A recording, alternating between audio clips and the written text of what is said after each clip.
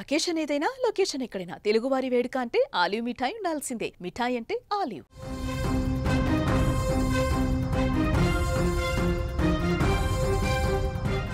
నేటి సమాజంలో మానవ సంబంధాలు మంటగలిసిపోతున్నాయి. వివాహేతర సంబంధం ముసుగులో వావి వరసలు మరిచి కొందరు ప్రవర్తిస్తున్న తీరు చివరికి హత్యలకు దారితీస్తున్నాయి. మానవ విలువలు పూర్తిగా దిగజారుస్తున్నటువంటి పరిస్థితి ఉంది.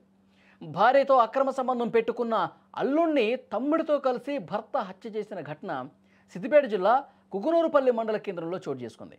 జగదేపూర్ మండలం చాట్లపల్లి గ్రామంలో షాహీద్ అనే యువకుడు వ్యాపారం చేస్తూ జీవనం చేస్తూ ఉన్నాడు. అదే గ్రామానికి చెందిన మహమ్మద్ ఖదీర్ అనే వ్యక్తి జూనియర్ లైన్మెన్గా పనిచేస్తున్నాడు. ఖదీర్ భార్యతో షాహీద్ అక్రమ సంబంధం పెట్టుకున్నాడు.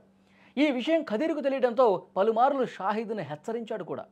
అతడిలో మార్పు రాకపోవడంతో షాహీద్ను చంపాలని నిర్ణయం తీసుకున్నాడు.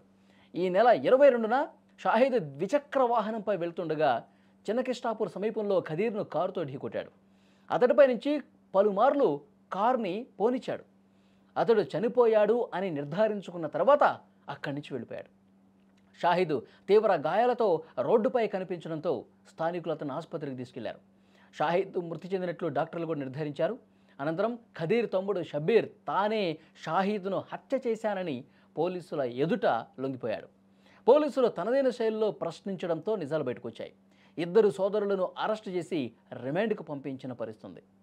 అంటే క్లియర్గా అర్థమవుతుంది అక్రమ సంబంధాలు ఎంత ఘోరంగా జీవితాల్ని మార్చేస్తాయనేది.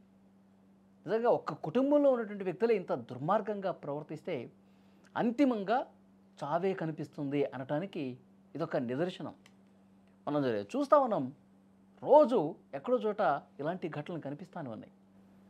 అంటే కళ్ళు మూసుకుపోయి వావి వరుసలు మర్చిపోయి కామంతో పేట్రేగిపోతే ఇలాంటి దుర్మార్గమైనటువంటి పరిస్థితులు చేస్తే అంతిమంగా ఏం జరుగుతుందన్నది కూడా చాలా సందర్భాల్లో చూసాం.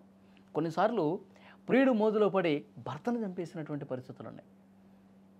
చాలా దుర్మార్గంగా, అంటే వాళ్ళు ఇంకా ఏదో ఆశలు పెట్టుకొని ఆ ఆశల పల్లకిలో ఊరేగుతూ ఉన్న వాళ్ళని, కన్న వాళ్ళని తీవ్రమైనటువంటి ఇబ్బందుల్లోకి నెట్టేస్తున్నారు చాలామంది.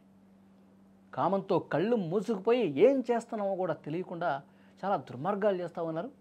అవి ఒకరోజు బయటకు వచ్చిన తర్వాత ప్రాణాలు కోల్పోతూ ఉన్నారు. సో ఇది కూడా అలాంటి కోవకు చెందినటువంటి కేసే. సో పోలీసులు ఇన్వెస్టిగేట్ చేస్తున్నారు. ఎవరైతే చంపారో అతన్ని అదుపులోకి కూడా తీసుకున్నారు.